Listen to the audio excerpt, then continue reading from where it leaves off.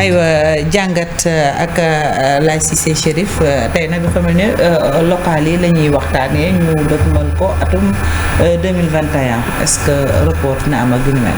waaw moom ba léegi àpp boo xam ne ko danoon njortoon ni rek ne xëy na mars 2021 gis nga ministre de l'Intérieur bees bi Antoine Diome li mu ci wax ba ki dem bu ko ci journaliste yi interpellé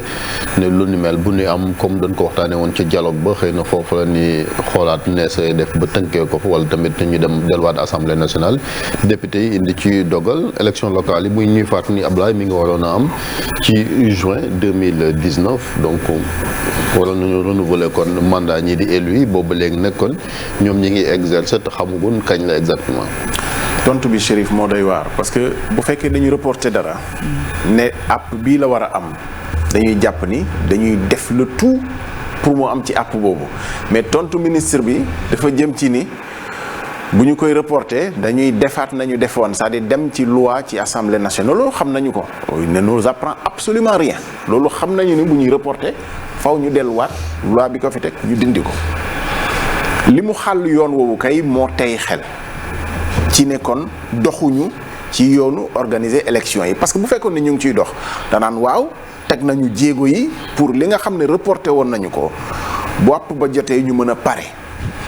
mais fii kuy waxal yàlla xam ni li nga xam ne mooy processus électoral nañ ci génnee nag li nga xam ne nii moom la mbas mi indi ci ni dialogue politique ba ci jamono waroon nañu waxtaan avancé wuñu ak yooyu mun nañ ko comprendre mais jéego yi nga xam ne moom la ñu war a teg pour ne dinañ respecter calendrier électoral bi pour ne dinañ respecter échéance yi amul benn jéego boo xam ne dox nañu ci donc constat bi report de fait la report de fait bi dafay fekk ci report de fait bi nga xam ne moo fi jiitu woon ba ñuy dem assemblée nationale di def loi bi pour reporter ko reportu yaa fi sës la woon parce que ku ne xam na ni dañoo dem ba mu dese ñu ñetti weer suñu diggante ak élection yi te amul dara lu ñu def ci luy niroog organiser élection donc loolu da ngay seetaan di seetaan ba mu ne këtt ni jonn nga xam ne report moo fi sës dafa mel ni ci loolu la ñu dox encore parce que bu dee mars 2021 la yaa xayti ñu ngi ci décembre quand même dugg nañu décembre bu ñu yëkkatiwul dara loo xam ne nii ci lu jëm ci processus électoral bi ak organiser local ni mu méttee moo gën a metti présidentiel fuuf ndax gox bu ne la ñu koy organiser donc da ngay gis ni constat de fait bi mooy sur le temps matériel amatuñu ko pour organiser élection donc ñu sas ay nit aussi pour ñu respecter li nga xam ne mooy calendrier électoral ñuy dox ci chaque fois ci reporter élection parce que ay pexe ci nekk pour boole ko ak beneen pour xool naka la ñuy jàllee ba 2024 te xëy na majorité wu collectivité yi du basculer d'un côté ou de l'autre parce que pouvoir bu ne day yaakaar ni nguuram mu ngi banqaasoo ci ñi yor diiwaan yi très souvent bu ñu defee ay local bu basculer rek mooy nguur ga mu nga ca guuta te loolu souvent moom la ñuy éviter ba tax ñuy reporter pour mu bañ a fekkante. ma leen nemee ko même ba ci fichier électoral bi wax na ni audit bi bokkoon na ci conditions yi nga xamante ni opposition posé woon na ko ngir ñu auditer fichier électoral bi def évaluation loolu lépp defagoon ko mu mel ni kon diir baa ngi yàgg. mais loolu yëpp xam nga am na loo xam ne nii boo jëlee 16 points yi nga xam ne moo nekkoon ci référendum bi nga xam ne def nañ ko 2016 am na ci yu ñuy wax ni jafe woon na appliqué mais président tànnoon na yi nga xam ne donte jafe woon nañu tànnoon na ci yi nga xam ne nii soxaloon na ko pour appliquer ko lu mel ni ki parrainage bi mise en œuvre bi ku ne xam na ni mise en œuvre parrainage moo gënoon a jafe fuuf mise en œuvre statut chef de l'opposition par exemple bu ma jëlee ñaar yoo xam ne mun naa ko comparer statut chef de l'opposition vraiment c'est pas compliqué ci xool naka la ñuy defee statut chef de l'opposition def loi bi ci xool ndax ki nga xam ne moo arrivé deuxième ci élection présidentielle moom la ñu koy jox wala ki nga xamante ni moo jiitu ci opposition parlementaire loolu defe naa ne amul benn complication mais nga gis ni doxuñu ci mise en œuvre chef de l'opposition bi mais mettre nañ en œuvre li gënoon a compliqué ci 15 points au référendum bi par exemple muy parrainage donc loolu daf lay won ni nguur gi lu mu bëgg a def ak lu mu jafe mën na koo def. maintenant day am yoo xam ne nii du yitteem doxu ci te xëy na sax léeg-léeg. waaw mais situation bi dafa mel ni Ablaye dérangé wul kenn quoi parce que maire yi ñi nga xam ne ñoom ñoo ko seq ñoom ña nga am seen tekkaaral noppi dégguñu kenn kuy yuuxu ku jegi tamit il met pas la pression comme si élection bi dafa mel ni intéressé wul kenn ko. ku jegi moom Maimouna Bousso laa ci déggoon bu ci doon wax. ku jegi moom dafa mel ni c'est vrai dérangé wul kenn ñi mu dérangé rek mooy askan wi ñi nga xam ne xëy na am nañu maire yoo xam ne. vraiment xaaruñu lu dul élection jot ñu jëlee leen fii.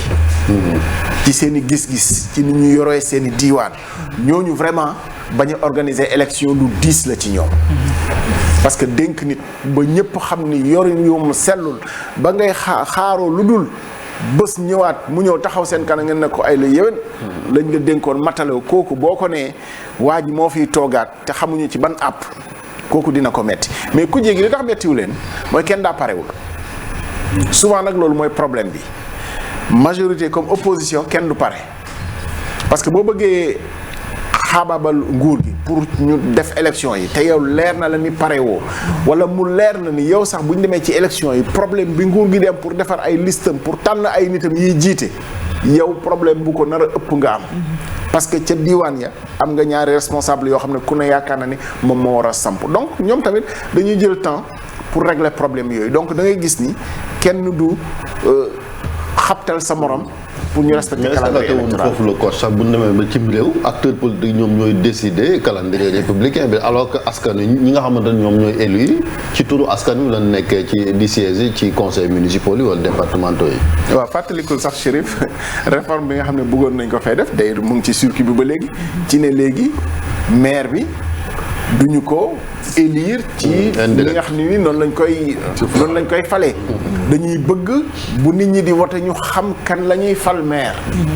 loolu yépp li ko indi mooy xam nañu ni ñi këppatal système électoral bi maanaam parti politique yi loolu ñëpp xam nañ ni ils sont minoritaires ci ñi nga xam ne ni bokk ñooy identifié comme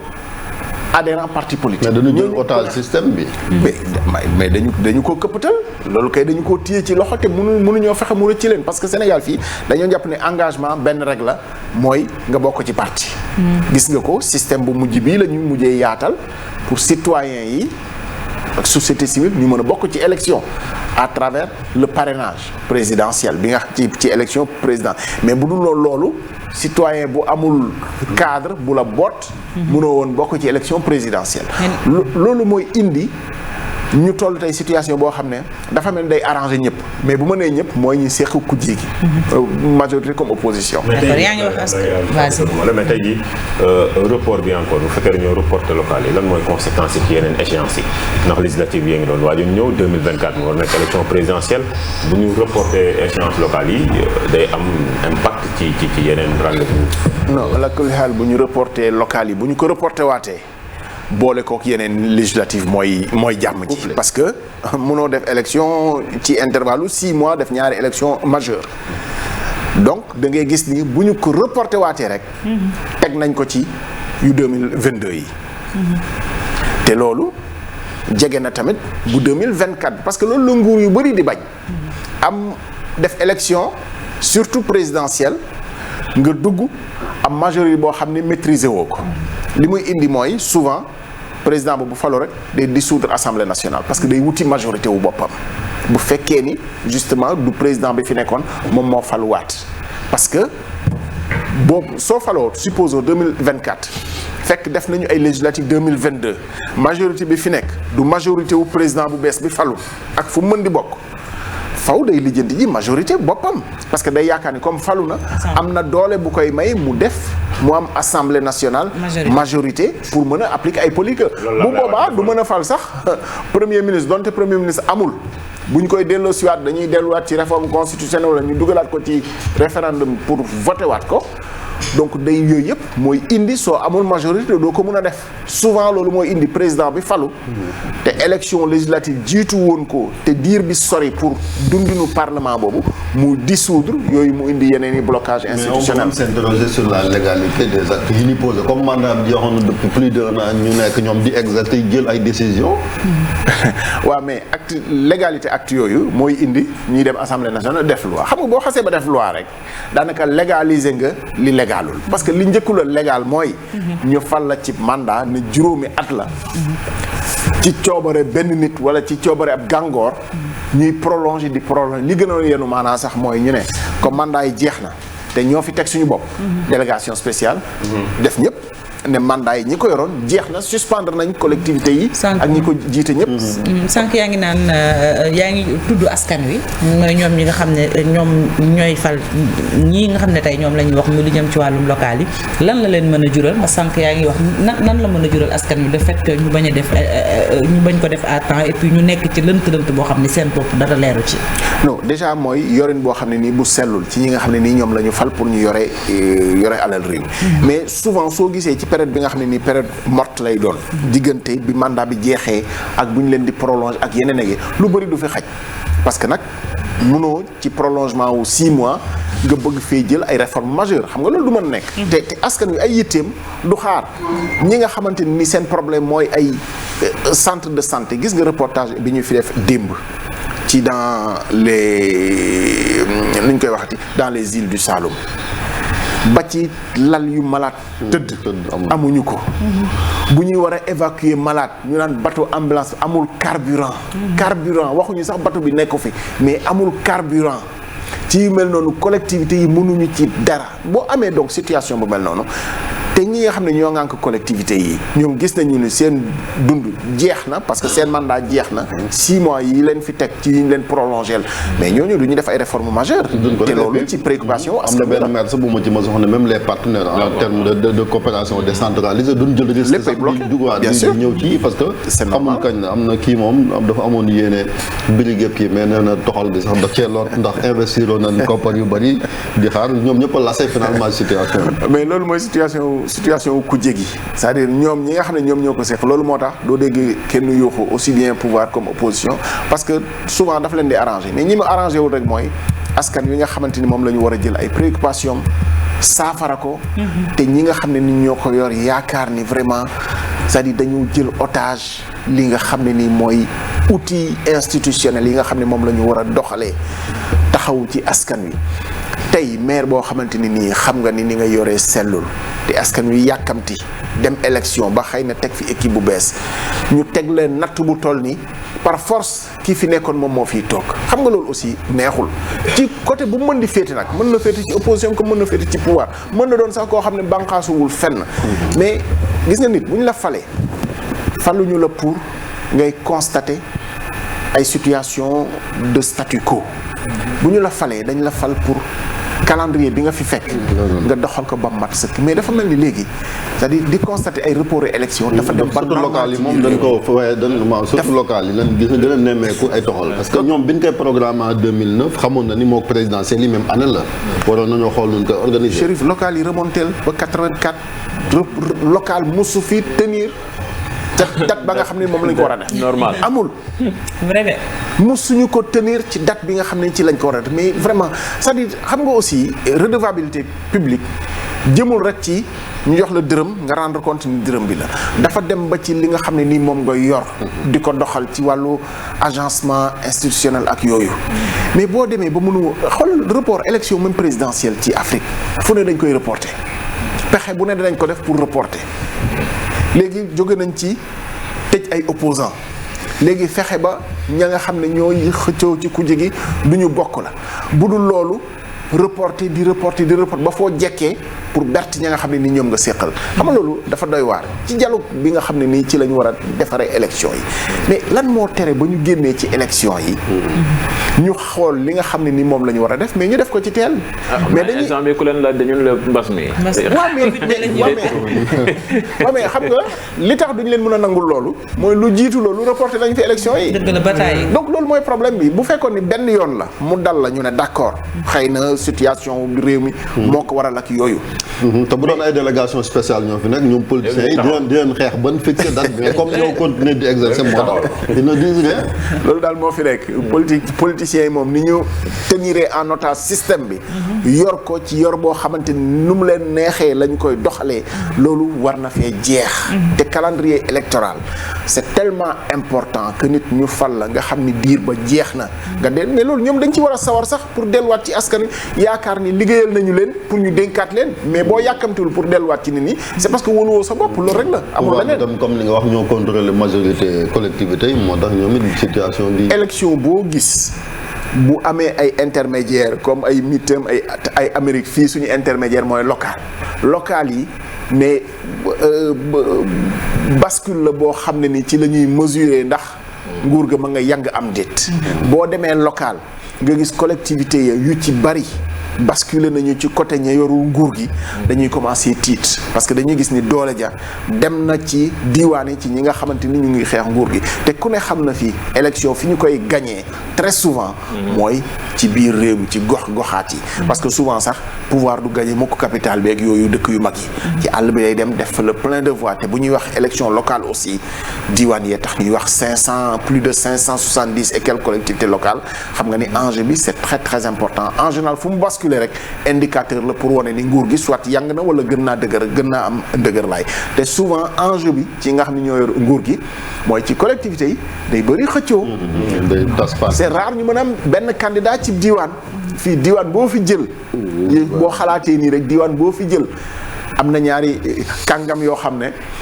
ministre ba ak DG ba bokk ci localité bi ku nekk yaa ngi yaakaar ni yey nga pour nekk maire localité ba bu dul ministre bi même chef de cabinet ministre ba yaakaar na ni yey na pour nekk maire ci diiwaan ba donc parti boo jël surtout nag ci nguur gi diiwaan boo dem ku président fal rek nga yaakaar ni léegi li ciy topp mooy mairie defoon nañu fi loi sax pour cumuler jeex mais da ngay gis ni yaa xayti fii bu ñu defee loi da ngay gis ay benn nit yoo xam ne nii faale wuñu li nga xam ne moom la ñu dogal am na fi ministre yoo xam ne ñu ngi ngoy ci place ya nga xam ne nii dénk nañ leen ko au vu et au su de tout le monde te loi ngi fi boo xam ne daf leen koy tere réew mi daf mel ni am na à un moment donné am na ay grand ministre de l'agriculture weddi na ko moom il est toujours président conseil départemental bu Kolda Idrissa Seck weddi na ko mais li fi nekk mu ngi ne fànn Idrissa Seck mi président même Idi aussi président ñaari président conseil départemental donte moom nee na da koo dénkaane bi ba léegi yaa ko nekk de fait voilà vice président nga boobu nga ko dénk mais yow yaa mais nga démissionné yaa xayti loolu kay moo gën a yomb lépp en tout cas waaw fédération football bi de ñoom bëggatuñ gis entraîneur bu entraîneur club ak équipe nationale. xoolal par exemple ministre. mais dafay dem ba am na fi procès bu doon waaye jàll ñaari maire dem c'est dans le sud dem ba ñuy séddale dund gi pour ñi nga xam ne ñoom ñoo ñàkk ñu jël seen wàll bi leen coow li toppee ñu ne non ñun dañoo jël mais dañ koy séddalewaat mais yaa xayt yow boo ko warul jël kay doo bàyyi rek ña ko yeeyoo ñu jël ko mais ñu jël ko di waat ne ñoom ñoo gën a yeey pour xool kan moo ko yeeyoo pour séddalewaat ko